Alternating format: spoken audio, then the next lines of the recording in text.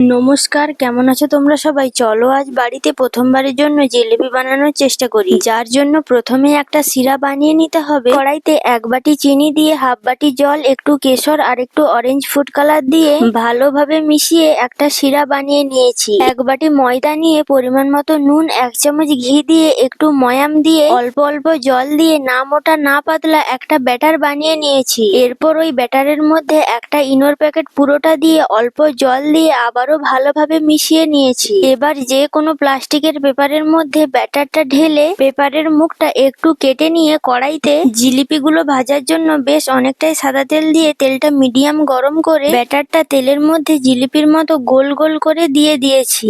এরপর জিলিপিগুলো 2 পাশটা ভালোভাবে ভেজে নিয়ে গরম অবস্থাতেই এক এক করে চিনির শিরার মধ্যে দিয়ে 1-2 মিনিটের জন্য রেখে 1-2 মিনিট পর তুলে নিয়েছি। তাহলেই তৈরি হয়ে যাবে জিলাপি। প্লাস্টিকের মুখটা একটু বেশি কাটা হয়ে গেছিল, যার জন্য শেপটা ঠিকঠাক আসেনি, কিন্তু খেতে কোনো অংশে কম হয়নি। টাটা।